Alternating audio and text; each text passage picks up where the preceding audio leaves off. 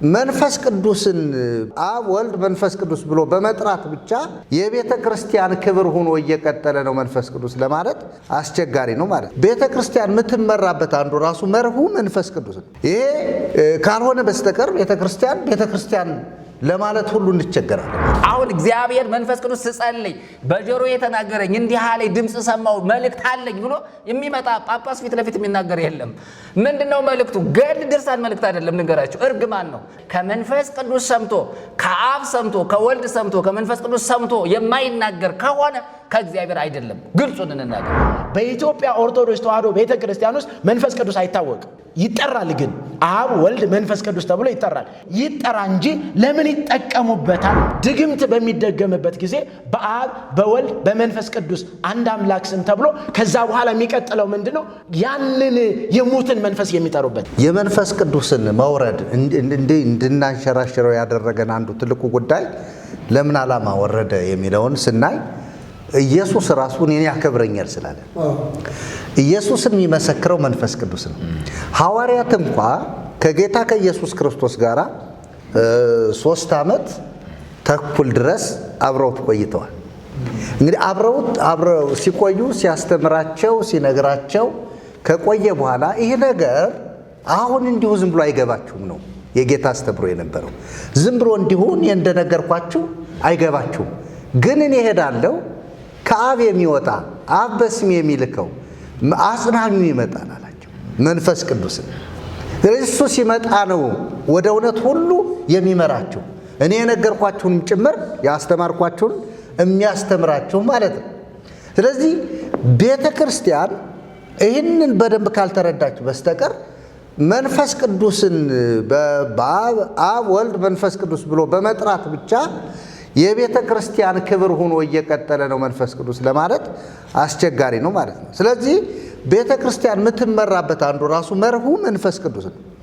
ይሄ ካልሆነ በስተቀር ቤተ ክርስቲያን ለማለት ሁሉ እንቸገራለን ማለት ነው። ስለዚህ መንፈስ ቅዱስ ጌታ እንደተነገረው እንደ ተስፋ ቃሉ ቅድም በኢዩኤል እንደተነገረ ልክ ያ ጴጥሮስ ሲመሰክር የተናገረው በነገራችን ጴጥሮስን ብሎ አልመሰከርም። ያንን ላላስተዋሉ ሰዎች የተነገረውን ቃል በወንዶችና በሴቶች ከመንፈስ ያፈሳለሁ ብሎ በነቢያት የተናገረውን ያንን ቃል ስላላስተዋሉ አስተውሉ ነው። ይሄ በነቢያት የተነገረው ነው። ትናንትና ጴጥሮስ ችኩል የነበረው ፈሪ የነበረው ካዲ የነበረው ጴጥሮስ ደፋር የሰቀሉትን ለሰቃዮቹ ደፍሮ እንዲናገር ያደረገው ማን ነው? መንፈስ ቅዱስ ነው።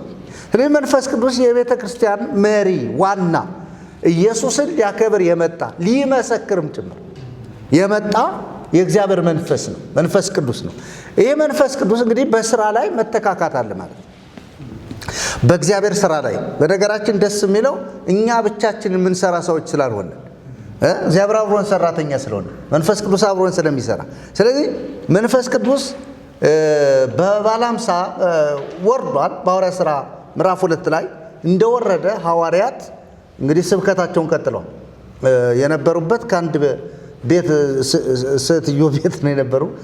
ከማርቆስ እናት ቤት ተሰብስበው ባሉ ነው በ120 ቤተሰብ ላይ ወረደ። ከዛ በኋላ የሚቀጥለው ሐዋርያት ሥራ ምዕራፍ 3 ላይ የምናየው ድብልቅልቁ የወጣ የመንፈስ ቅዱስ ስራ ሲገለጥ የእግዚአብሔር ቃል በምልክት የጸናበትንና ቤተ ክርስቲያን በደንብ በዝታ የተወለደችበትንም ጭምር እያየነ ያለነው ነገር ስላለ፣ ስለዚህ መንፈስ ቅዱስ እንደዚህ ከሆነ አሁን ትኩረታችን የኢትዮጵያ ኦርቶዶክስ ቤተ ክርስቲያን መንፈስ ቅዱስን እንደ 3 አካል ብላ ታከብራለች። ግን ስራው ምንድን ነው የሚለውን አታከብርም፣ አትቀበለውም ጨርሶ።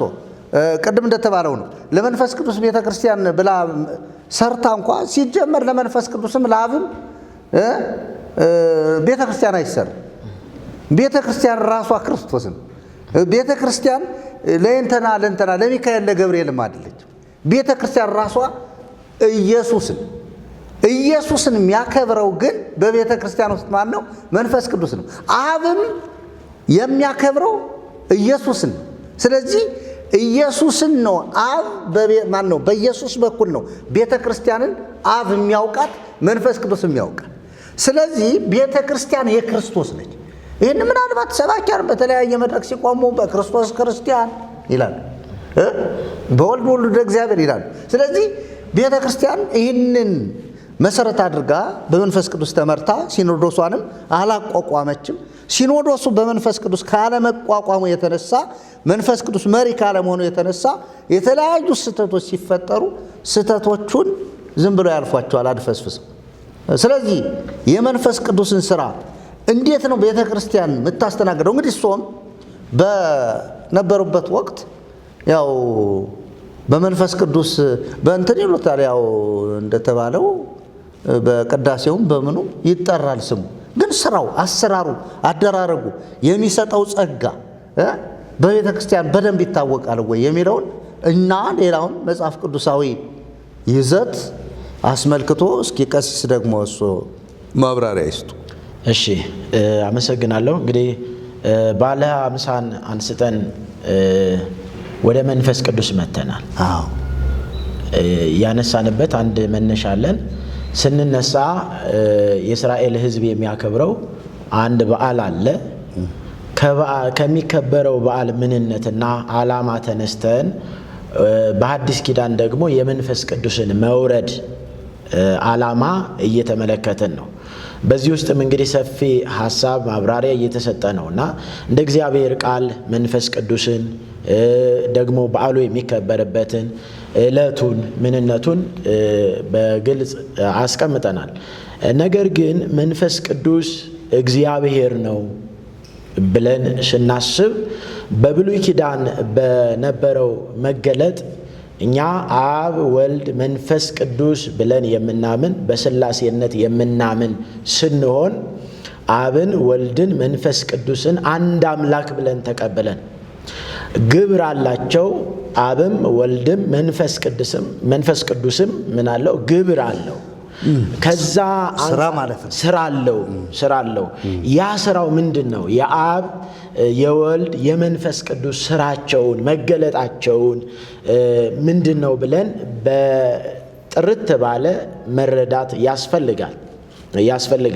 እንግዲህ በብሉይ ኪዳን ስንመለከት በብዛት አንድ እግዚአብሔር አለ፣ እስራኤል ሆይ ስማ ተብሎ የተነገረው ስለ አንድ እግዚአብሔር ነው። ስለ አንድ እግዚአብሔር አለ ተብሎ ተነግሯል። መንፈስ ቅዱስ በመገለጥ የተለያዩ ስራዎችን የሰራው ደግሞ መንፈስ ቅዱስ ነው። መንፈስ ቅዱስን ስናነሳ ምን ብለናል? በብሉይ ኪዳን የወልድን ሰው መሆን መንፈስ ቅዱስን ስናነሳ በብሉይ ኪዳን በሰራቸው መለኮታዊ አደራረግ እንመለከታለን። በሰራቸው ለምሳሌ ቅድም መርጌታ መልአክ እንዳነሱት በመፍጠር ደረጃ ትልቁን ስፍራ ይዞ በብሉይ ኪዳን የሚታየው መንፈስ ቅዱስ ነው። በመፍጠር ደረጃ ይህ እንግዲህ በመለኮትነት ደግሞ በሥላሴ አካልነት የመጀመሪያው አካል መንፈስ ቅዱስ ነው። በብሉይ ኪዳን የታየው የመጀመሪያው አካል ብሉይ ኪዳን ላይ ስንመለከት በዘፍጥረት ምዕራፍ 1 ቁጥር 2 ላይ መንፈስ ቅዱስም በውሃ ላይ ሰፎ ነበረ ስንል ሰፎ የመታየትን የመገለጥን ወይም ደግሞ ቅርጽ አልባ የሆነውን ነገር የማስተካከልን ስራ የሰራው መንፈስ ቅዱስ እንደሆነ እንመለከታለን በብሉይ ኪዳን። ከዛ ተነስተን እንግዲህ ወደ አዲስ ኪዳን መምጣት ያለብን ከዛ ተነስተን ነው። መንፈስ ቅዱስ የሰራቸው ድንቅ ስራዎች አሉ በሰዎች ላይ እየተገለጠ። ለምሳሌ በዘጸአት ምዕራፍ 31 ላይ እንዲህ የሚል ቃል እናገኛለን። እግዚአብሔር አምላክ ለባስልኤል የሰጠውን ጥበብ የመቅደሱን ስራ እንዲሰራ መንፈሳዊ የሆኑ ነገሮችን በመስራት ደረጃ በባስልኤል ውስጥ ሞልቶ ባስልኤል የመቅደሱን ስራ ወይም መንፈሳዊውን ስራ ሙሴ ወደ ተራራው ሄዶ ከእግዚአብሔር የሰማቸውን ነገሮች በአካል የሚሰራለትን ሲነግረው እንመለከታለን። ስራው እዛ ጋር ጀምሮ እንግዲህ እንደተገለጠ እናያለን። የመንፈስ ቅዱስን ምንነትና ማንነት ካልተረዳን መንፈሳዊነትም ክርስትና ሕይወትም ይህንን ካላወቅን ምንም ነው የሚሆን። ቤተ ክርስቲያን ብለን ለማለት የምንደፍረው የቤተ ክርስቲያን መወለድም በመንፈስ ቅዱስ መውረድ ዕለት እንደተገለጠች እንደተወለደች እንመለከታለን። ከዚህ አንጻር ከመጀመሪያው ከምንጩ ከሶርሱ ስንነሳ መንፈስ ቅዱስ በስራው ምን ያደርግ ነበረ? ማን ነበረ ስንል ቅድም እንደተባለው ራሱ እግዚአብሔር ነው። መንፈስ ቅዱስ አምላክ ነው። መንፈስ ቅዱስም ደግሞ አካል ነው። እንደ አብ እንደ ወልድ እንደ መንፈስ ቅዱስ ራሱን የቻለ ምን አለው? አካል ያለው። ከዚህ አንጻር እንግዲህ አብ ወልድ መንፈስ ቅዱስ ብለን ስናምን ይህንን ስንናገር ፀሐይ ብርሃን አለው፣ አካል አለው፣ የሚታይ ነገር አለው። ምሳሌ አይሆንም። ፀሐይ የሚታይ አካል አለው፣ ብርሃን አለው፣ ሙቀት አለው። እነዚህ ሶስቱ ነገሮች አንድ ነገር ነው የሚሰጡት፣ አንድ አገልግሎት ነው የሚሰጡት። በምን? በአካልነቷ የሚታይ ነገር አላት፣ በሙቀቷ የምትሰጠው ጥቅም አለ፣ በብርሃንነቷ የሚያሳየው ነገር አለ። ስለዚህ አብ ወልድ መንፈስ ቅዱስ ብለን በእኛ አይምሮ ለመረዳት እንጂ ልንገልጸው የምንችለው በሰው አይምሮ በሰው ዕውቀት ሊለካ የማይችል ነው። መንፈስ ቅዱስ በሰው አይምሮ ጀጅ ሊደረግ ሊመረመር የሚችል አይደለም፣ ከዛ በላይ ነው። ከዚህ አንጻር እንግዲህ መንፈስ ቅዱስ ምንን እንመለከታለን? በብሉይ ኪዳን በመዝሙር 104 ቁጥር 30 ላይ እግዚአብሔር አምላክ በመፍጠር ደረጃ አይነ ኩሉ ነፍስ ይሴፎክ ያገል የሁሉ አይን አንተን ተስፋ ያደርጋል፣ አንተም በየጊዜው ምግባቸውን ትሰጣቸዋለህ፣ ፊትህን ስትመልስ ይደነግጣሉ፣ ከዛስ ይሞታሉ። መንፈስህን ትልካለህ ይፈጠሩማል፣ የምድርንም ፊት ምን ትላለህ? ታድሳለህ። ስለዚህ የመፍጠርን የማደስን ስራ የሚሰራው በብሉይ ኪዳን ማን ነው? መንፈስ ቅዱስ ነው። እንግዲህ ሰው ደግሞ ወደዚህ አሁን ወደ አዲስ ኪዳን ስንመጣ ከሰው ጋር በተገናኘ ከሰው ጋር የሰውና የእግዚአብሔርን ግንኙነት በተመለከተ ለማደስ ቤተ ክርስቲያንን ደግሞ ለመግለጥ ቤተ ክርስቲያን ደግሞ የታደሱ ሰዎች ማንነት መገለጫ የሆነውን ስራ የሚሰራው መንፈስ ቅዱስ እንደሆነ እንመለከታለን። ስለዚህ መንፈስ ቅዱስን በትክክል መረዳት ያስፈልጋል። እግዚአብሔር አምላክ በትንቢተ ኢሳይያስ ምዕራፍ 43 ቁጥር 11 ላይ እንደዚህ ይላል፣ ታውቁና ታምኑብኝ ዘንድ እኔም እንደሆንኩ ታስተውሉ ዘንድ ታውቁና ታምኑብኝ ዘንድ አለ። የመጀመሪያው ለማመን ምን ማለት ያስፈልጋል? መታወቅ ያስፈልጋል። እግዚአብሔር የሚያደርጋቸውን ነገሮች ከማወቃችን በፊት እሱን ራሱን ማንነቱን ፐርሰኑን እንድናውቀው ይፈልጋል። ታውቁና ታምኑብኝ ዘንድ አለ አብ እግዚአብሔር። መንፈስ ቅዱስንም ልክ እንደርሱ ልናውቀው ስራውን፣ ግብሩን፣ ማንነቱን፣ አምላክነቱን፣ ፈጣሪነቱን፣ ሁሉን ቻይነቱን፣ ሁሉን የሚሰራ እንደሆነ ደግሞ ልናውቀው ያስፈልጋል ማለት ነው። ወደ አዲስ ኪዳን ስንመጣ እንግዲህ የጌታችን የኢየሱስ ክርስቶስ መወለድን መልአኩ ቅዱስ ገብርኤል ለድንግል ማርያም ሲያበስር መንፈስ ቅዱስ ነው የሚያወራው። መንፈስ ቅዱስ ባንቺ ላይ ይመጣል፣ የልዑል ኃይል ይጸልልሻል፣ ካንቺ የሚወለደው የእግዚአብሔር ልጅ ይባላል። አሁን የወልድን ሰው መሆን ስራውን የሚሰራው መንፈስ ቅዱስ እንደሆነ መልአኩ ቅዱስ ገብርኤል ይናገራል።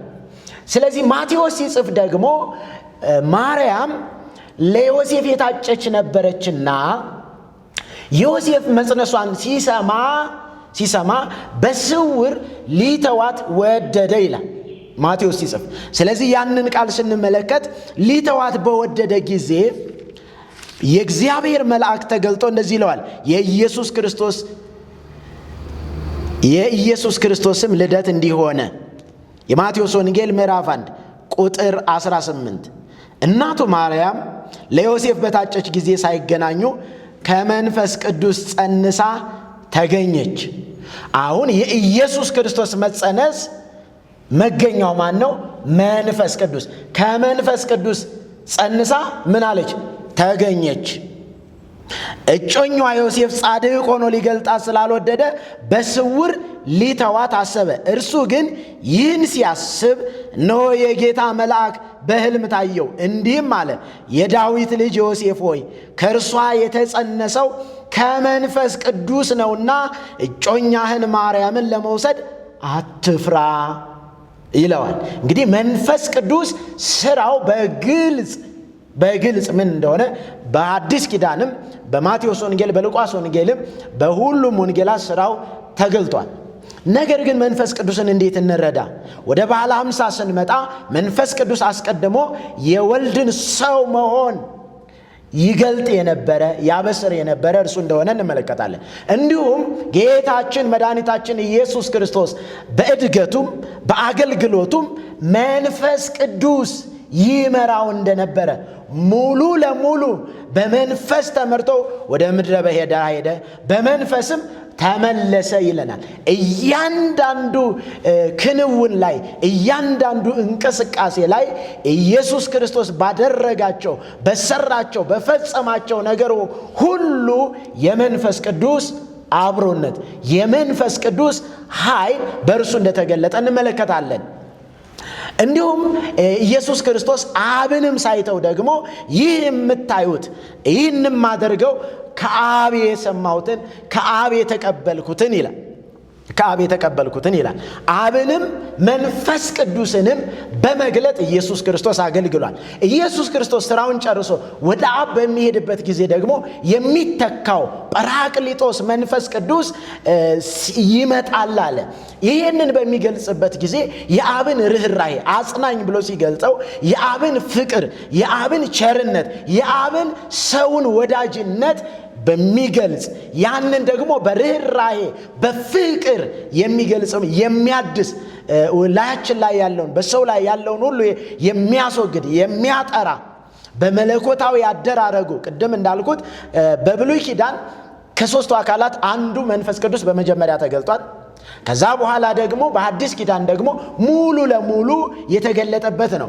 ይህንን ስናይ ቅድም መርጌታ ኃይለ ልዑል የጠቀሱት አንድ አለ በመዝሙረ ዳዊት ምዕራፍ 33 ቁጥር 5 ላይ የሚነገር የእግዚአብሔር ቸርነት ምድርን ሞላች። እንግዲህ ሰው ያላስተዋለው ነገር ምንድን ነው ስንል የእግዚአብሔር ቸርነት በምድር የሞላ ነው። የእግዚአብሔር ቸርነት በምድር ምን ያለ ነው? የሞላ ነው። በእግዚአብሔር ቃል ደግሞ ሁሉ ነገር በእግዚአብሔር ቃል እንደተፈጠረ ይነግረናል። የሚጸናውም በእግዚአብሔር ቃል እንደሆነ። ሌላኛው ደግሞ ሰራዊታቸውም ሁሉ በአፉ እስትንፋስ አለ።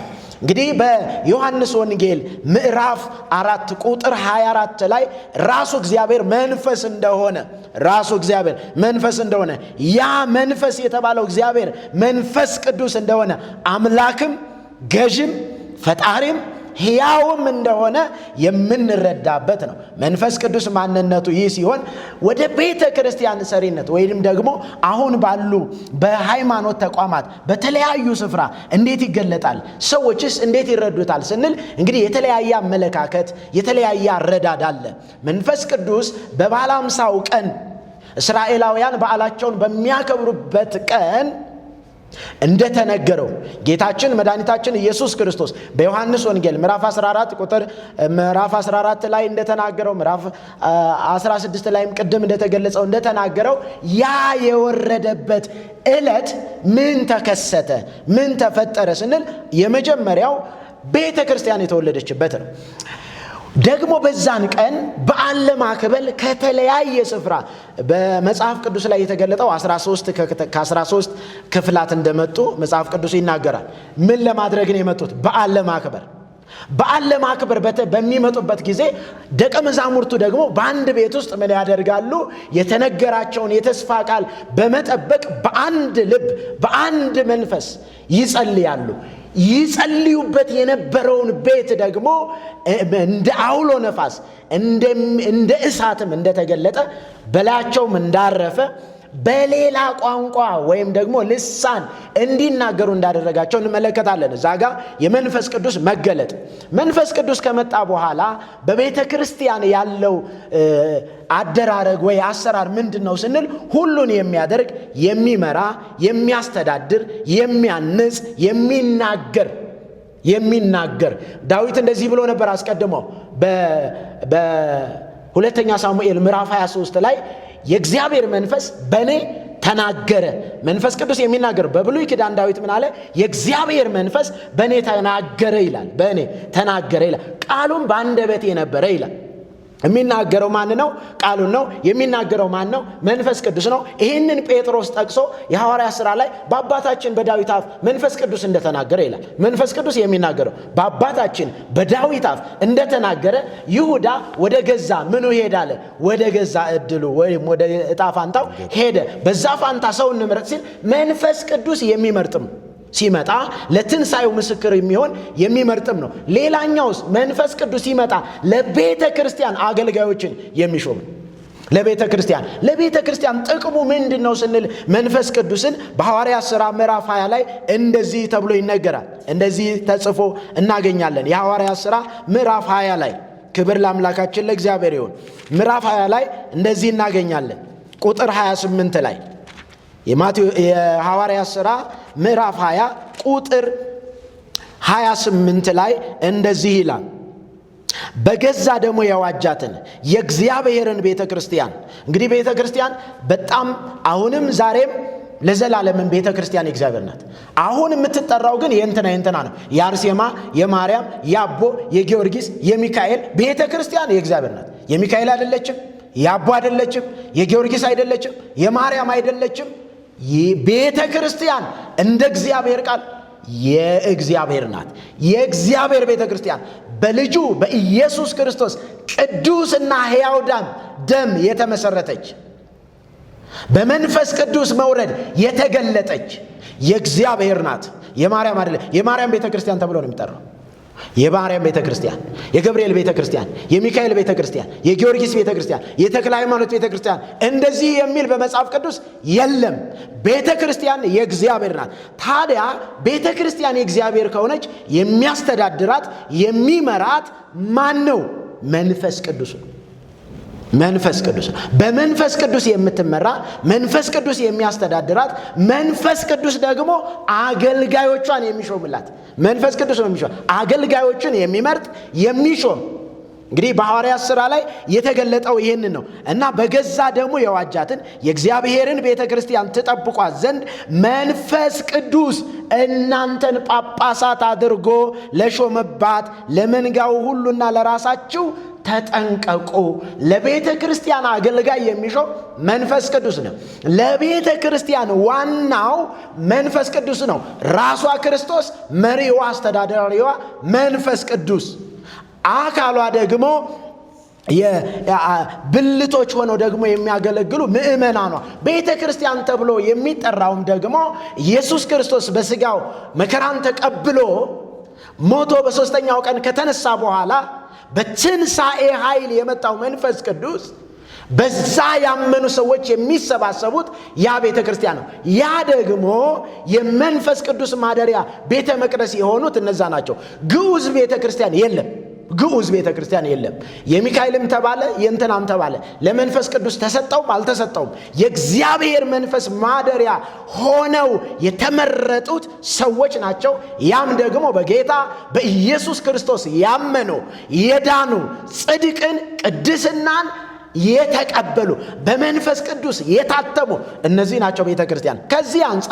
ከዚህ አንጻር መንፈስ ቅዱስ ማን ነው ስንል የእግዚአብሔርን ጥልቅ ምስጢር የሚገልጥልን ስለኛ ስለ ቅዱሳን ደግሞ ምን የሚል የሚማልድ የልብን ስሜት ሐሳብ የሚመረምር እርሱ አምላክ የሆነ እርሱ ሕያው የሆነ ፈጣሪ የሆነ አምላክ የሆነ አጽናኝ የሆነ ርኅራኄውን ቸርነቱን ደግሞ በእኛ ልብ የሚገልጥ ድንቅ ነው። ለቤተ ክርስቲያን እንግዲህ ይህ ሆኖ ሳለ መንፈስ ቅዱስ ግብሩ ወይም ስራው አካልነቱ ማንነቱ እግዚአብሔር ነው። አብ፣ ወልድ፣ መንፈስ ቅዱስ ብለን እንደምንጠራው። ታዲያ ይህንን አማኞችና ቤተ ክርስቲያን እንዴት ትረዳዋለች? ከስም ውጭ አታውቀው። ጰራቅሊጦስ ትላለች፣ በዓል ታከብርለታለች። በቤተ ክርስቲያን ውስጥ ደግሞ እንዳለ ተብሎ ይታሰባል። የትኛው ግዑዝ የሆነው ነገር ውስጥ እሱ ስለማይኖር በሐዋርያ ሥራ ምዕራፍ 17 ላይ እግዚአብሔር ሰው እጅ በሰራው መቅደስ ምን አይልም አይኖርም። ስለዚህ እሱ አይኖርበትም። እነሱ ደግሞ የት አለ ብለው ያስባሉ? እዛ ቤተ መቅደስ ውስጥ። ሰዎቹማ በተለያየ ነገር ነው ያሉት። በብሉይ ኪዳን መንፈስ ቅዱስ ሲወርድ ተጠቅሟቸው ይሄዳል። የሚነግራቸውን ነገር በትክክል ይተገብራሉ። ይህንን ለማግኘት ደግሞ ቤተ ክርስቲያኗ ውስጥ ያሉ አገልጋዮቿ ምን ጥበብ ተጠቀሙ? የሙታንን መንፈስ ጠርተው ያንን የመስማት ያ መንፈስ ቅዱስ ነገረን፣ መንፈስ ቅዱስ አብራራል። የተክለ ሃይማኖትን መቃብር ጋር ሄዶ ተክለ ሃይማኖትን በሌላ ምታት ስቦ ተክለ ሃይማኖት የነገረኝ መንፈስ ቅዱስ ነገረኝ ተብሎ ሊወራ ይችላል እንዴ? በፍጹም ይህ ስህተት ነው። ይህ ስህተት ነው። በብሉይ ኪዳንም ሰዎች ለምሳሌ ሳኦል የእግዚአብሔር መንፈስ ከሱ በራቀ ጊዜ ሙታን ጠሪ ጋር እንደሄደና ሳኦልን አስነስታ ሟርተኛይቱ ሳሙኤልን አስነስታ ሳኦል የሚፈልገውን ነገር ሳሙኤል እንዲነግረው አስነስታለች። ያንን አይቶ ልክ ከየት ተቀዳ ስንል መጽሐፍ ቅዱስ ነው ጥበብ ነው ብለው ይላሉ። ያዛና አውድና ሐሳብ ግን መመርመር ያስፈልጋል። ስለዚህ በቤተ ክርስቲያን ውስጥ በተለይ ደግሞ በኢትዮጵያ ኦርቶዶክስ ተዋሕዶ ቤተ ክርስቲያን ውስጥ መንፈስ ቅዱስ አይታወቅም። ይጠራል ግን አብ ወልድ መንፈስ ቅዱስ ተብሎ ይጠራል። ይህን እንግዲህ አብ ወልድ መንፈስ ቅዱስ ተብሎ ይጠራ እንጂ ለምን ይጠቀሙበታል?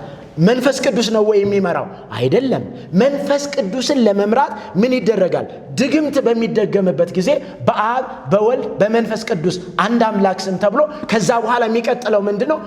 ያንን የሙትን መንፈስ የሚጠሩበት። ለምሳሌ በስመ አብ ወወልድ ወመንፈስ ቅዱስ አሐዱ አምላክ ብሎ ድግምቱን ይቀጥላል። የሚጠቀሙበት ለምኑ ነው ስንል በዛ ይታወቅ ይጠራ እንጂ እውነታው መንፈስ ቅዱስ እንዲመራ፣ መንፈስ ቅዱስ እንዲያስተዳድር፣ መንፈስ ቅዱስ እንዲናገር እድል አይሰጠው። እኔ ቤተ ክርስቲያን ባለመሰራቱ ምንም አይደንቀኝ። እሱ አይደለም ዓላማዋ።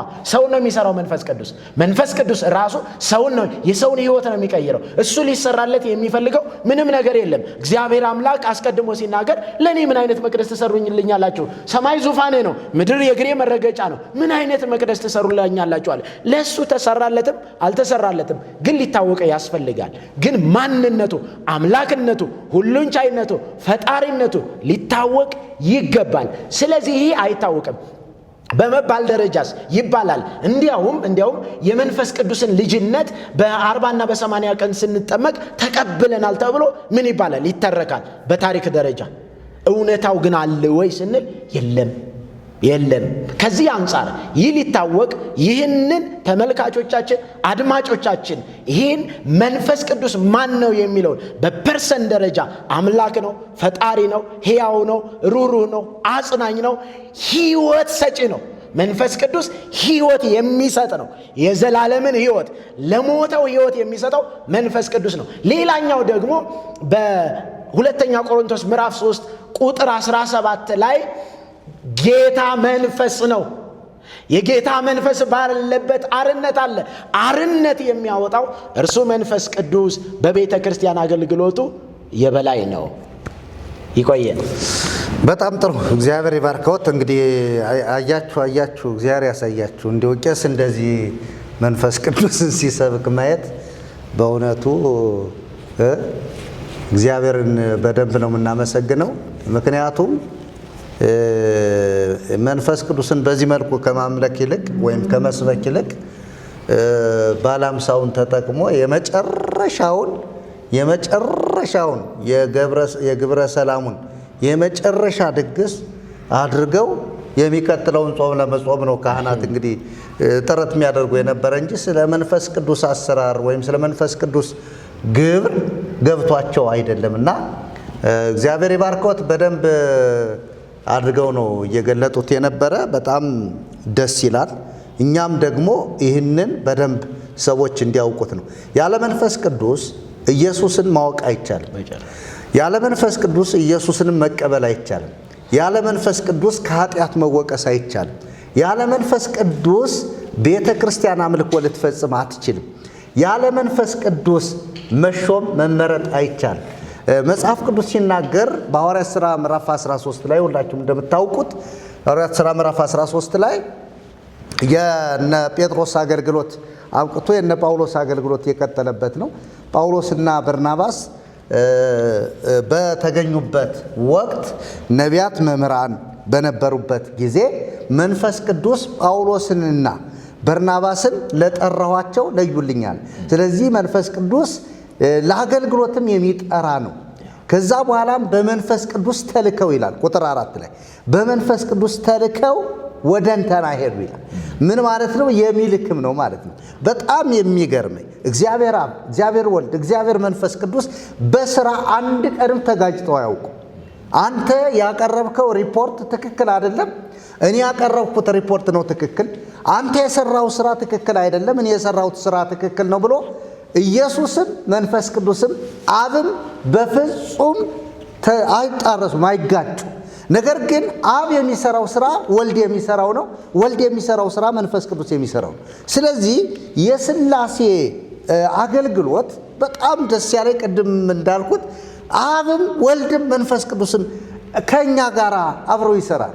በጣም የገረመኝ እሱ ነው።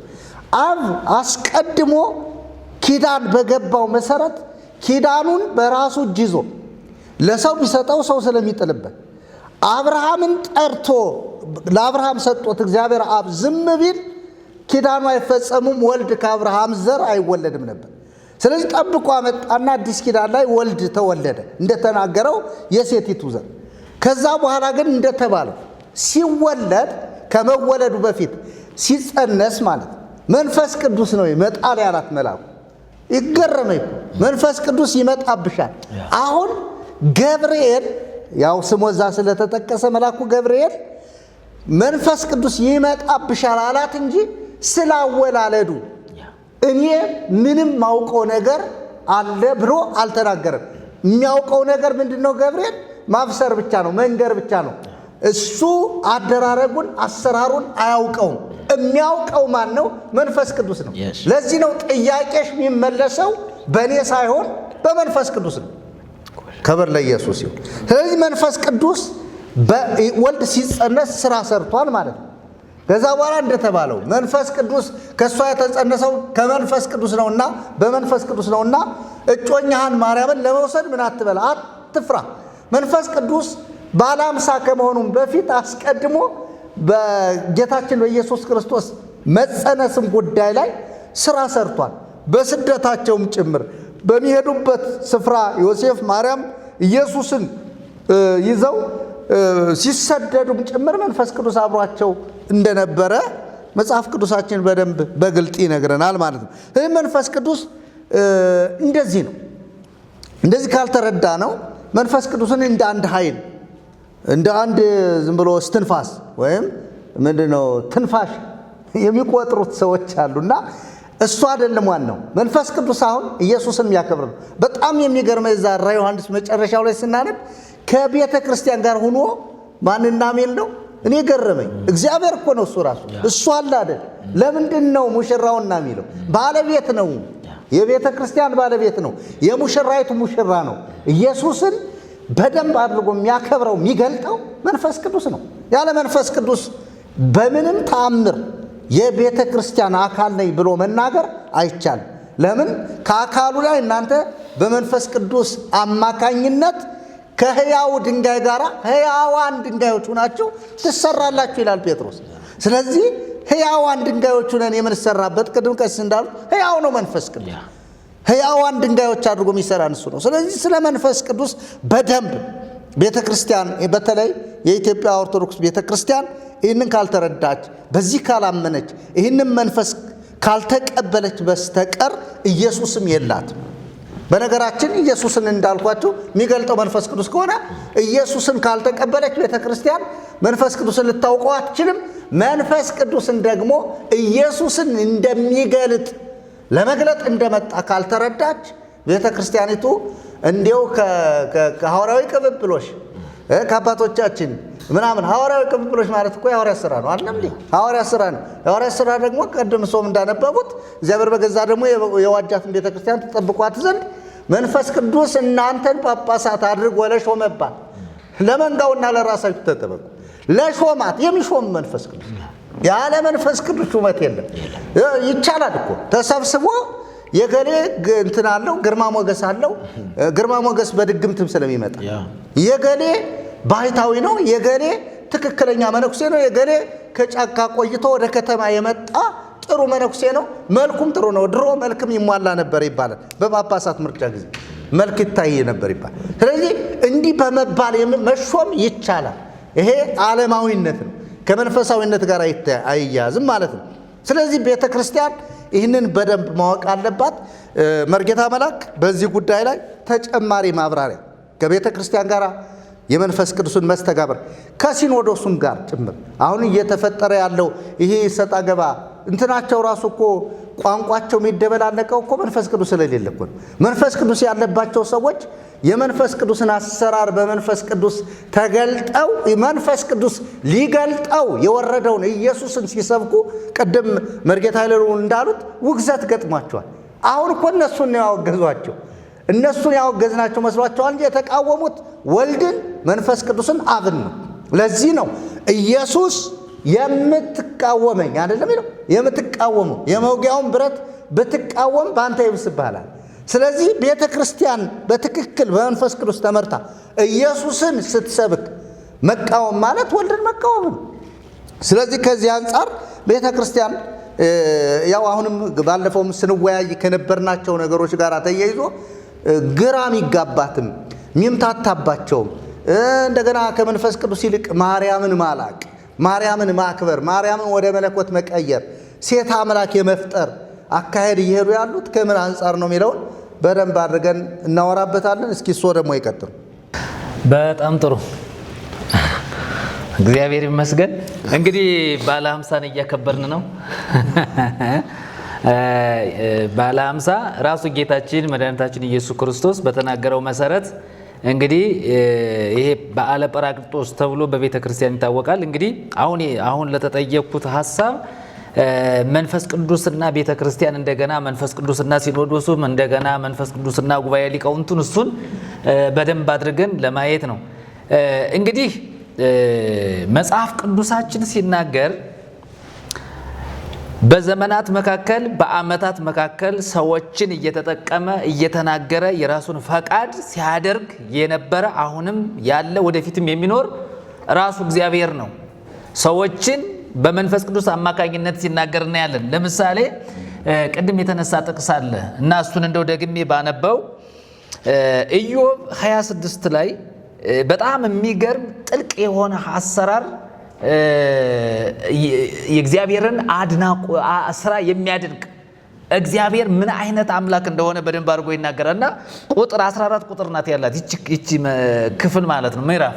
እሷን ብናነባት የእግዚአብሔርን ታላቅነት በደንብ አድርገን እናያለን ማለት ነው። ኢዮብ መለሰ እንዲህም አለ ይላል፣ ኃይል የሌለውን ምንኛ ረዳኸው፣ ብርታት የሌለውን ክንድ ምንኛ አዳንከው፣ ጥበብስ የሌለውን ምንኛ መከርኸው፣ ብዙ እውቀትንስ ምንኛ ገለጥክለት። ይህንስ ቃል በማን እርዳታ ተናገርህ? የማንስ መንፈስ ካንተን ዘንድ ወጣ? ሙታን ሰዎች ከውሆች በታች በውሆችም ውስጥ ከሚኖሩ በታች ይንቀጠቀጣሉ። ሲኦል በፊቱ ራቁታን ናት፣ ለጥፋትም መጋረጃ የለውም። ሰሜንን በባዶ ስፍራ ላይ ይዘረጋል፣ ምድሪቱንም በታችዋ አንዳች አልባ ያንጠለጥላል። ውሆች በደመናዎቹ ውስጥ ይሰራል፣ ደመናይቱም ከታች አልተቀደደችም። የዙፋኑን ፊት ይከድናል፣ ደመናውንም ይዘረጋባታል። ብርሃንና ጨለማ እስከሚለያዩበት ዳርቻ ድረስ በውሆች ፊት ላይ ድንበር አደረገ። የሰማይ አዕማድ ይንቀጠቀጣሉ፣ ከተግሣጹም የተነሳ ይደነግጣሉ ይልና በኃይሉ ባህርን ጸጥ ያደርጋል፣ በማስተዋልም ራብን ይመታል። በመንፈሱ ሰማያት ውበትን አገኙ፣ እጁም በራሪቱን እባብ ወጋች። እነሆ ይህ የመንገዱ ዳርቻ ብቻ ነው፣ ይህም የሰማነው ነገር ምንኛ ጥቂት ነው። የኃይሉንስ ነጎድጓድ ያስተውል ዘንድ ማን ይችላል ይላል። በጣም የሚገርም ነገር ነው ኢዮብ የተናገረውና እዚህም ውስጥ ስንገባ ቅድም እንደተነገረው የምናየው ሰማይ፣ የምንረግጣት ምድር፣ የምናየው እያንዳንዱ ፍጥረት ውበትን መልክን ያገኘ ከመንፈስ ቅዱስ እንደሆነ ቅዱስ መጽሐፍ ይናገራል ማለት ነው። እያንዳንዱ የተዘበራረቀው ዓለም ቅርጽ አልባ የነበረው ባዶ የነበረው እያንዳንዱ ነገር በሰማይም በምድርም ከምድርም በታች ያለው ነገር እያንዳንዱ ነገር በስርዓት እንዲጸና እንዲቆም ውበቱን ይዞ እንዲቀጥል ያደረገው የእግዚአብሔር መንፈስ እንደሆነ ይናገራልና በመንፈሱ ሰማያት ውበትን አገኙ ብሎ ተናገረ። ይሄ በብሉይ ኪዳን ዘመንም እግዚአብሔር በሰዎች ሲሰራ እያንዳንዱ መልእክት፣ እያንዳንዱ ትንቢት፣ እያንዳንዱ ነገር እግዚአብሔር በዘመናት መካከል ሲሰራ የነበረው ነገር ተፈጻሚነትን ያገኘው በሰዎች ላይ ታምራትና ድንቅን ያደረገው እግዚአብሔር እጅን በአፍ ላይ የሚያስጭን ነገርን በዘመናት መካከል ሲያደርግ የምንመለከተው በመንፈሱ በኩል ነው። እግዚአብሔር በነቢያቱ አድሮ ሲናገር እንደነበረው ዘነበበ በነቢያት እንደተባለው ቅድም በነቢያት አድሮ እግዚአብሔር ብዙ ነገሩን ተናግሯል። እግዚአብሔር በብሉይ ኪዳን ዘመን ሰዎች ኃጢአት ሲሰሩ የእግዚአብሔር መንፈስ ከሰዎች ተለይቶ ይርቃል፣ ይሄዳል። ወመንፈሰከ ቅዱሰ ይትሐጽእ እምላለየ እሴኒ ፍሥሐ አድኅኖተከ። ዳዊትም ሲናገር ቅዱስ መንፈስን ከኔ ምን አትበልብኝ ነው የሚለው፣ አትውሰድብኝ ይላል። ዳዊት ያለ መንፈስ ቅዱስ ሕይወት እንደሌለው መኖር እንደማይችል እንደሚቅበዘበዝ እንደሚንከራተት ኃይል እንደሌለው ያውቅ ስለነበረ መንፈስን ከኔ አትውሰድብኝ ብሎ ይናገራል። ወደ ሰማይ በወጣ አንተ በዚህ አለ፣ ወደ ምድርም ወደ ጥልቁም በሄድ አንተ በዚህ አለ፣ ከአንተ ወዴት ይሄዳለሁ አለ። ይሄ ትልቅ መገለጥ ነው። ያለ እግዚአብሔር መንፈስ መኖር የማይቻል መሆኑን፣ ያለ እግዚአብሔር መንፈስ ትንቢት መናገር የማይቻል መሆኑን፣ ያለ እግዚአብሔር መንፈስ እግዚአብሔር የተናገረውን ነገር ለመፈጸም የማይቻል መሆኑን ዳዊት የተረዳ ሰው ነው እና ዳዊት በዘመኑ ይሄንን ነገር በደንብ አድርጎ ይናገራል። ዳዊት በነገራችን የንስሐ ሰው ነው። ኃጢአት ይሰራል፣ ግን በንስሐ ወደ እግዚአብሔር ይመለሳል። ኃጢአት ሰርተው ደግሞ የማይመለሱ ሰዎች ነበሩ። በዚያ በኃጢአታቸው ይተዋቸዋል። እግዚአብሔር መንፈሱን ከነሱ ላይ ያነሳል። ለምሳሌ ቅድም እንደ ምሳሌ ሳኦል ተነስቷል አይደል? ሳኦል ያበደው ለምንድን ነው? እግዚአብሔር መንፈስ ስለራቀው ነው ይላል። የእግዚአብሔር መንፈስ ራቀው ነው የሚለው እና እንደ እብድ ሆነ። ዳዊት በገና ሲደረድርለት ነበረ የሆነ ነገር የሚሰማው የነበረው።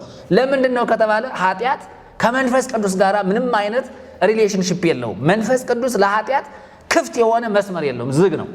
ስለዚህ በብሉይ ኪዳንም ዘመን ስንመጣ በአዲስም ኪዳንም ዘመን ስንመጣ እግዚአብሔር የተጠቀመባቸው ሰዎች እነማን ናቸው ከተባለ በሙላት መንፈስ ቅዱስ የተገለጠባቸው ያደረባቸው የተናገራቸው ሰዎች ናቸው። በብሉይ ኪዳን ዘመን ዳዊት እንደዚያ ተናገረ። በአዲስ ኪዳንም ዘመን ስንመጣ ቤተ ክርስቲያን ከኢየሱስ ክርስቶስ ሞትና ትንሣኤ ከኢየሱስ ክርስቶስ እርገት በኋላ መንፈስ ቅዱስ ባለ ጰራቅሊጦስ ያልነው ቅድም መንፈስ ቅዱስ በሐዋርያት ላይ ከወረደ በኋላ አንድ የተቋረጠ ነገር ነበረ። ምክንያቱም ኢየሱስ አገልግሎቱን ጨርሶ ሄዷል። የኢየሱስ ክርስቶስን አገልግሎት የሚያስቀጥሉ ሐዋርያት በእውቀት አይደለም ከኢየሱስ ጋር ኑረዋል።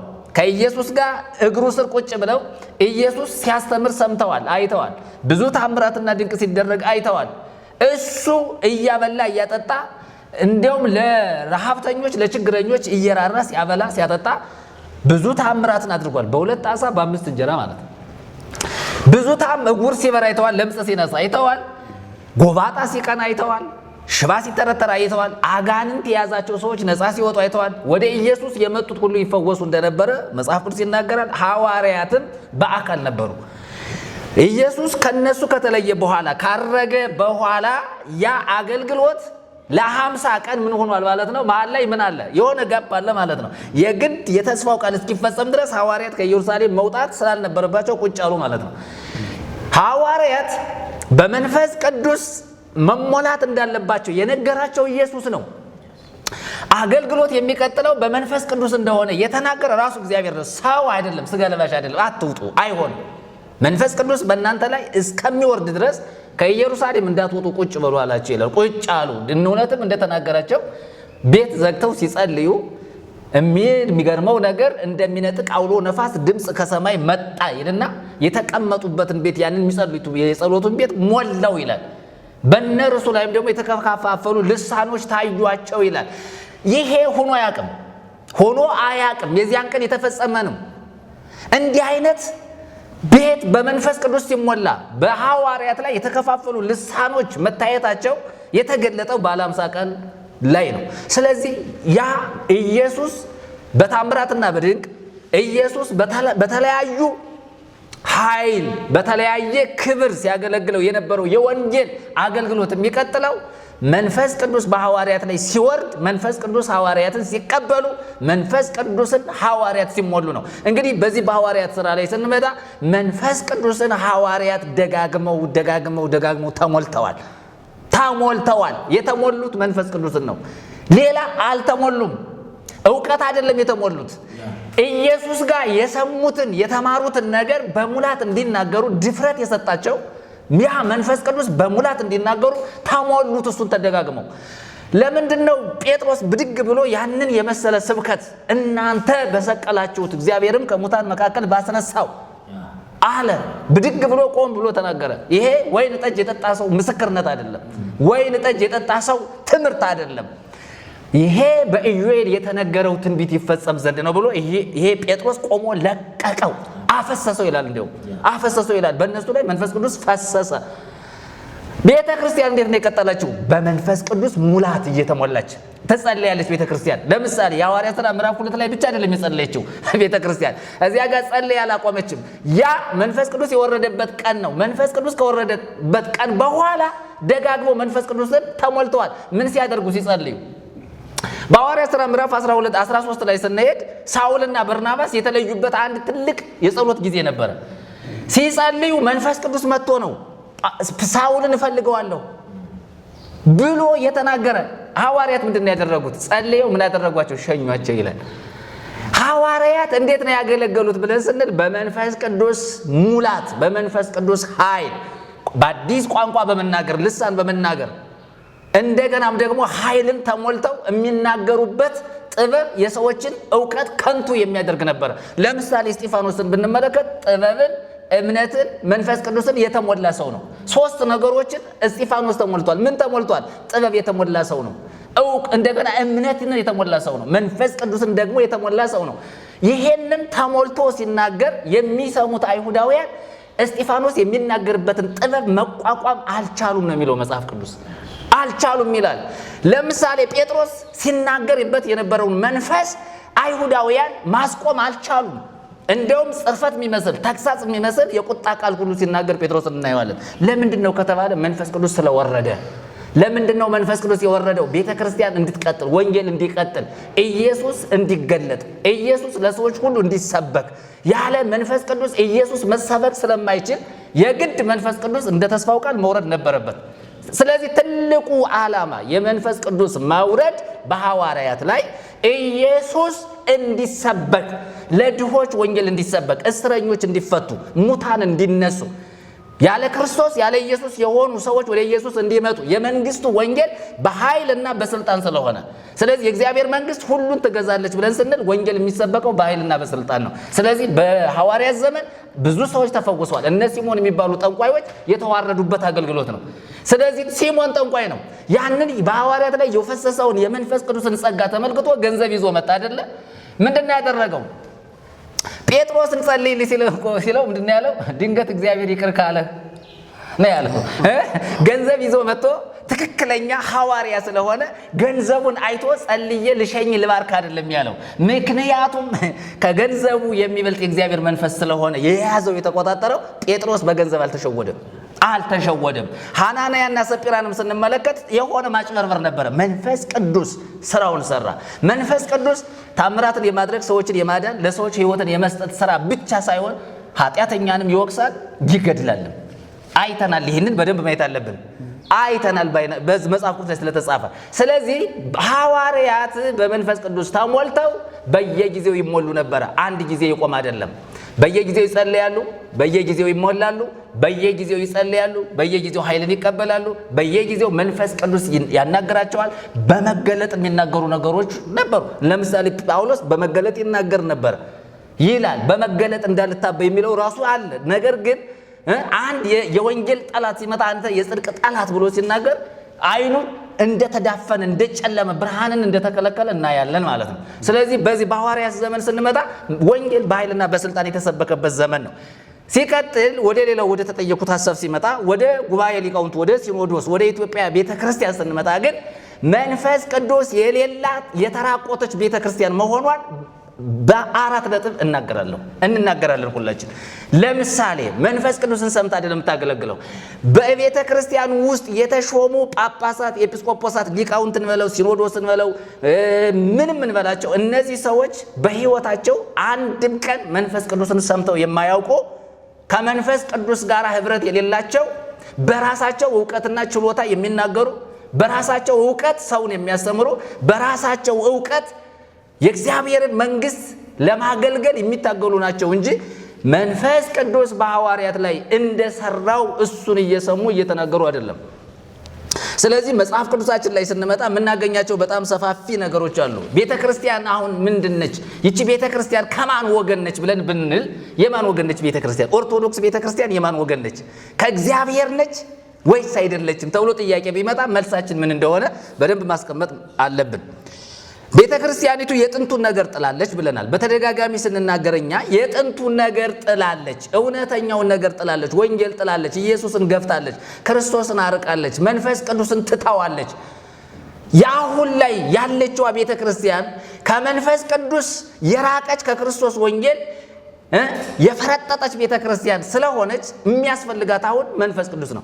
ለዚች ቤተ ክርስቲያን አሁንም ደጋግመን የምንናገረው መንፈስ ቅዱስ ያስፈልጋታል። በውስጧ ያሉ አገልጋዮች ለምሳሌ ከጳጳሳት አንስተን እስከ አናጉንስጢስ ድረስ ብንመጣ ለምሳሌ ኤጲስቆጶሳት አሉ፣ ፓትርያርኩን ጨምሮ እንደገና የክህነቱን አገልግሎት ጀምሮ ማህሌቱን ብናይ፣ ቅዳሴውን ብናይ፣ በቤተ ክርስቲያን ውስጥ ያሉ አገልጋዮችን ብንመለከት ከመንፈስ ቅዱስ ጋር ህብረት ያላቸው አይደሉም። ለምንድን ነው ከተባለ ፍሬያቸው ስለሚገልጣቸው። ሰው እንግዲህ የሚታወቀው በፍሬው ነው። ዛፍም የሚታወቀው ወንፍሬሆሙ ተአምርዎሙ እንዳለ ጌታ የተናገረው ሰውን የምታወቀው በፍሬው ነው። ዛፍ የሚታወቀው በፍሬው ስለሆነ መልካምን ፍሬ የሚያፈራው መልካም ዛፍ ነው። ሆምጣጣ የሚያፈራው ደግሞ ሆምጣጣ ያው ነው። ስለዚህ በቤተ ክርስቲያን ስንመጣ እያንዳንዱ ነገር ያለ መንፈስ ቅዱስ ስለሆነ ሰው ሰላም የለውም። ለምሳሌ ከቦታ ወደ ቦታ፣ ከቤተ ክርስቲያን ወደ ቤተ ክርስቲያን፣ ከቅዱሳን ቦታ ወደ ቅዱሳን ቦታ፣ ከሀገር ወደ ሀገር፣ ከውጭ ሀገር ወደ ሀገር ቤት፣ ከሀገር ቤት ወደ ውጭ ሀገር ሰው ሁሉ ለመዳን ለጽድቅ ለዘላለም ሕይወት የሚቅበዘበዘው ለምንድን ነው ከተባለ መንፈስ ቅዱስ በውስጣቸው ኢየሱስ እንደሚያድን በክርስቶስ ኢየሱስ በማመን የሚዳን መሆኑን ምስክርነት ስለማይሰጣቸው በኢየሱስ ስላላመኑ መንፈስ ቅዱስ ምስክርነት ስለማይሰጣቸው ይቅበዘበዛሉ። ስለዚህ ህዝቡ ምንድን እየሆነ ነው ያለው? ቤተ ክርስቲያኒቱ ወደ እውነተኛው ወንጌል በመምጣት መንፈስ ቅዱስን ይዛ ህዝብን እያስተማረች ህዝቡም መንፈስ ቅዱስ የሚሰራ መሆኑን በስም ሳይሆን በተግባር መንፈስ ቅዱስ የሚሰራውን እያንዳንዱን ነገር መንፈስ ቅዱስ ዛሬ ህይወትን ይሰጣል። አዎ ህይወት ያለው ከየት ጋር ነው? መንፈስ ቅዱስ ጋር ነው። ህይወት ያለው ማን ጋር ነው? ኢየሱስ ጋር ነው። ህይወት የት ይገኛል? የትም አይገኝም። የሚገኘው በኢየሱስ ክርስቶስ በማመን ነው። ይሄንን ትምህርት ቤተ ክርስቲያን ማስቀጠል መቻል አለባት እና ጉባኤ ሊቃውንቱ፣ ሲኖዶሱ፣ የጳጳሳት ቡድን ራሱ ያለ መንፈስ ቅዱስ መሆኑን በተለያየ ጊዜ በስብሰባዎቹ በተለያዩ ሚዲያዎች አይተናል፣ ሰምተናል። ይሄ አስቸጋሪ አያስቀጥልም። ስለዚህ ምን ያስፈልጋል ከተባለ አሁን ለኢትዮጵያ ቤተክርስቲያን፣ አሁን ለሲኖዶሱ፣ አሁን ለጉባኤ ሊቃውንቱ፣ አሁን ለጳጳሳቱ፣ አሁን ለቤተ ክህነቱ፣ አሁን ላለው ለኢትዮጵያ ምዕመናን የሚያስፈልግ ምንድን ነው ከተባለ በመጀመሪያ ደረጃ እጁን ለኢየሱስ ክርስቶስ መስጠት አለበት ከላይ እስከታች። ከዚያ በኋላ መንፈስ ቅዱስ ይቆጣጠረዋል። ኢየሱስ ከገባ ልባቸው ውስጥ መንፈስ ቅዱስ ይመራቸዋል። መንፈስ ቅዱስ ድምፅ ያሰማቸዋል። መንፈስ ቅዱስ ምን ያደርጋቸዋል? ይቆጣጠራቸዋል። አሁን እኮ መሪ የለውም። መንፈስ ቅዱስ የሌለባት ቤተክርስቲያን፣ መንፈስ ቅዱስ የሌለበት ክህነት፣ መንፈስ ቅዱስ የሌለበት ዲቁና፣ መንፈስ ቅዱስ የሌለበት ማህሌት፣ መንፈስ ቅዱስ የሌለበት አገልግሎት፣ መንፈስ ቅዱስ የሌለበት የክርስትና ምን ክርስትና ነው ይሄ? ስለዚህ ክርስትና አይደለም። በ40 ቀን መነሳት እውነተኛ ክርስትና አይደለም። በ80 ቀን ክርስትና መነሳት እውነተኛ ክርስትና አይደለም። ለምንድን ነው ከተባለ እውነተኛ ክርስትና በኢየሱስ ክርስቶስ በማመን በመንፈስ ቅዱስ ምሪት የሚሆን እንጂ በዚህ በስርዓት በወግ በባህል የሚከናወን አይደለም። ስለዚህ ሰው ከስርዓት ከባህል ከሃይማኖት መልክ ከአምልኮ መልክ ተመልሶ ኢየሱስ ጋር መምጣት መቻል አለበት። አሁን ይተው አንድ ነው መድኃኒቱ። መንፈስ ቅዱስ ከኢትዮጵያ ቤተክርስቲያን የለም። መንፈስ ቅዱስ በሲኖዶሱ የለም። መንፈስ ቅዱስ በጉባኤ ሊቃውንት ውስጥ የለም። መንፈስ ቅዱስ ከኢትዮጵያ ቤተክርስቲያን ኦርቶዶክስ ቤተክርስቲያን ከምትባለው ውጭ ነው። ውጭ ሆኖ እየለመነ ያለ እያንኳኳ ነው ያለ። እባካችሁ አስገቡኝ፣ ልግባ፣ ልርዳችሁ፣ ላግዛችሁ፣ ልምራችሁ የሚል ነው አሁን ያለው። ለምንድን ነው አልፈቀዱለትም? ስለዚህ እያንዳንዱ ነገር በልምምድ የሚሆን አይደለም። ለምሳሌ አገልግሎቱ ራሱ ሰባኪው በእግዚአብሔር ፊት ጸልዮ ወንጌል አንቦ ከመንፈስ ቅዱስ ሰምቶ አይደለም የሚመጣው። የሆነ ኮሌጅ ውስጥ ተመርቆ ይዞት የኖረውን ኖት ይዞ መጥቶ መድረክ ላይ ያስተምራል። ይሄ ትምህርት አይደለም። ያቋቋም የድጓ መምህር መለው ጎንደርም ሄደ ደብረታቦርም ሄደ 5-6 ዓመትን ፈጀበት ድጓ አስመስክሮ መጥቶ ማይሌ ስለቆመ እግዚአብሔር ያለ ይመስላል። የለም እዚያም ጋር ቅዳሴም ተምሮ መጥቶ ቅዳሴ ሲያስቀድስ ወይም ግብረ ሌሊት ሲቆም የሚጮኸው ዜማ መንፈስ ቅዱስ ያለበት ይመስላችኋል? የለም እዚያው ውስጥ። እኛ እንንገራችሁ፣ እኛ ተሐድሶዎች እንንገራችሁ፣ ኦርቶዶክሳውያን ሊቃውንት መንፈስ ቅዱስ እናንተ በምትጮሁት ውስጥ የለም። እውነቱን እንንገራችሁ፣ ተመለሱ፣ ንስሐ ግቡ። ሌላው በልምምድ በራስ ጥበብ በራስ ችሎታ ዘመናትን ዓመታትን በማስቆጠር በተካበተ ትምህርት ዕውቀት እግዚአብሔርን መግለጥ አይቻልም። እግዚአብሔርን መግለጥ ከተፈለገ ወደ ኢየሱስ በመምጣት በመንፈስ ቅዱስ ማኅተም በመታተም በዳግም ልደት እንጂ በራስ ዕውቀት የሚገለጥ እውነት የለም። እውነት የተገለጠው በክርስቶስ ኢየሱስ ነው። እውነትም ደግሞ ራሱ ነው። ስለዚህ ይህንን በደንብ አድርጎ ማየት በጣም አስፈላጊ ነው። መንፈስ ቅዱስ ሰው የሰራውን ቤተ መቅደስ አይፈልግም። አሁን ሰዎች በየምድሩ በአራቱም አቅጣጫ የኢትዮጵያ ኦርቶዶክስ ተዋሕዶ ቤተክርስቲያን ምዕመናን ቤተ መቅደስ ይሰራሉ። ሰው ሰራሽ ቤተ መቅደስን እግዚአብሔር አይፈልግም። አሁን ሰው ሰራሽ ቤተ መቅደስ ውስጥ እግዚአብሔር አያድርም። በቃ ይሄ በአዲስ ኪዳን በተለይ በሐዋርያት ሥራ ላይ ቅድም ተጠቅሷል። ልዑል እጅ በሰራው ቤተ መቅደስ ምን ተብሏል? አይኖርም። እግዚአብሔር የሚኖረው በየት ነው? በአዲስ ኪዳን እግዚአብሔር የሚኖረው ራሱ ኢየሱስ ክርስቶስ በሞተለት ሰው ውስጥ ሰው ዳግመኛ ሲወለድ በዚያ ውስጥ መንፈስ ቅዱስ ያድራል። አብም ወልድም መንፈስ ቅዱስ እኔና አብ ምን ይላል? አንድ ነን አይደል ያለ። ከዚያ ወደ እርሱ እንመጣለን፣ በእርሱ እናድራለን፣ እንኖራለን ይላል ዮሐንስ ላይ ስንመጣ ማለት ነው። ስለዚህ አሁን ያለው የኢትዮጵያ ቤተክርስቲያን አገልግሎት ከመንፈስ ቅዱስ ውጭ ነው። መንፈስ ቅዱስ የሌለባት ቤተክርስቲያን ሆናለች እያልን ያለ ነው። ስለዚህ ሰው ሁሉ ምን ማድረግ አለበት? ቅድም እናንተም እንደተናገራችሁት አሁን የኢትዮጵያ ሕዝብ ጆሮውን ከፍቶ ማዳመጥ ያለበት ወንጌል ነው። መስማት ያለበት ክርስቶስን ነው። አንድ መልእክት ነው ያለ፣ ሌላ መልእክት የለም። ጌታ ኢየሱስ ክርስቶስ ተመልሶ እስኪመጣ ድረስ አድርጓል። መንፈስ ቅዱስ እንዲወርድ አድርጓል። መንፈስ ቅዱስ ወርዷል። አሁን የምንጠብቀው ምጻቱን ነው። የማንን ምጻት? የኢየሱስ ክርስቶስን ዳግም ምጻት። ኢየሱስ ተመልሶ እስኪመጣ ድረስ የምንሰማው መልእክት፣ የምንናገረው መልእክት፣ ለዓለም የምናስተጋባው ድምፅ ኢየሱስ ያድናል ነው። መንፈስ ቅዱስ ይሰራል ነው። ከኢየሱስ ውጭ የሆነ መልእክት ሁሉ ወደ እግዚአብሔር አያቀርብም እና ኦርቶዶክሳውያን ሁሉን ነገር አቁመው ከሊቃውንቱ እስከ ደቂቅ፣ ከሊቅ እስከ ደቂቅ፣ ከላይ እስከታች ያለው ሰው ወዴት መመለስ አለበት? ወደ ወንጌል እውነት መመለስ አለበት። ወደ መንፈስ ቅዱስ መመለስ አለበት። ቤተ ክርስቲያን በመንፈስ ቅዱስ ትመራለች ካላችሁን ሌላውን ተውትና ኢየሱስንና መንፈስ ቅዱስን ስንሰብኩ እናያችሁ። መንፈስ ቅዱስ ተናገረኝ መልእክት አለኝ የሚል ጳጳስ ካህን የለም ኢትዮጵያ ቤተ ክርስቲያን ውስጥ አንድ ጳጳስ። አሁን እግዚአብሔር መንፈስ ቅዱስ ስጸልይ በጆሮ የተናገረኝ እንዲህ አለኝ ድምፅ ሰማው መልእክት አለኝ ብሎ የሚመጣ ጳጳስ ፊት ለፊት የሚናገር የለም። ምንድነው መልእክቱ? ገድል ድርሳን መልእክት አይደለም። ንገራቸው፣ እርግማን ነው። እርግማን ነው እያወጁብን ያለው። ከመንፈስ ቅዱስ ሰምቶ ከአብ ሰምቶ ከወልድ ሰምቶ ከመንፈስ ቅዱስ ሰምቶ የማይናገር ከሆነ ከእግዚአብሔር አይደለም። ግልጹን እንናገር። ስለዚህ ሰዎች ሁሉ ወደ መንፈስ ቅዱስ መምጣት አለባቸው። ጳጳስም ኤጲስቆጶስም ሊቅም ምሁርም የትኛውም ነገር መንፈስ ቅዱስን ካልሰማ ዳግም መወለድ መቻል አለበት። ካልተወለደ ደግሞ መንፈስ ቅዱስን ሊሰማ አይችልም። ስለዚህ አሁን ለተነሳው ሐሳብ ለተጠየቁ ጥያቄ ስደመድም እኔ የኢትዮጵያ ቤተ ክርስቲያን ከመንፈስ ቅዱስ ውጭ ነች። ጳጳሳቱ መንፈስ ቅዱስን አይሰሙም። ሊቃውንቱ መንፈስ ቅዱስን አይሰሙም። ክህነቱ በመንፈስ ቅዱስ የተመሰረተ የተመራ አይደለም። ቤተ መቅደስ ውስጥ መንፈስ ቅዱስ ምን ይሰራል? አይሰራም። ስለዚህ ይሄንን ሁሉ በደንብ አድርጎ ሰው መስማት ማዳመጥ መቻል አለበት። እውነት ኢየሱስ ነው። ሕይወት ኢየሱስ ነው። መንገድም ኢየሱስ ነው። ያለ ኢየሱስ መዳን አይቻልም። ያለ መንፈስ ቅዱስ ደግሞ ኢየሱስን ማወቅ አይቻልም። ስለዚህ አብ የምወደው ልጄ እርሱ ነው፣ እርሱን ስሙት ብሏል። እርሱን እንድንሰማ ደግሞ መንፈስ ቅዱስ ደግሞ ይረዳናል ማለት ነው። ስለዚህ ሰው ሁሉ ወደ ወልድ ወደ መንፈስ ቅዱስ ወደ አብ መመለስ አለበት። በተግባር በስም ብቻ ማወቅ ሳይሆን በተግባር ማወቅ አለበት የኢትዮጵያ ሕዝብ። እሺ እግዚአብሔር የተባረከ ይሁን። እንግዲህ እያወራን ያለነው ስለ ኢትዮጵያ ኦርቶዶክስ ቤተክርስቲያን። ያው ብዙ ጊዜ የኢትዮጵያ ቤተክርስቲያን እንላታለን።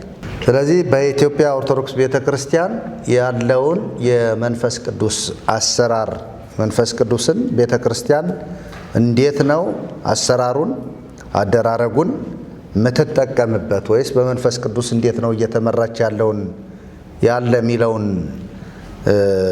ነው እንግዲህ እያብራሩ ያሉት መምህራኑ። እንግዲህ መንፈስ ቅዱስ እንደተባለው የመጀመሪያው እኛም ስንወለድ የተወለድነው ከመንፈስ ቅዱስ ነው የሚለው የተወለድነበትም ጭምር ነው።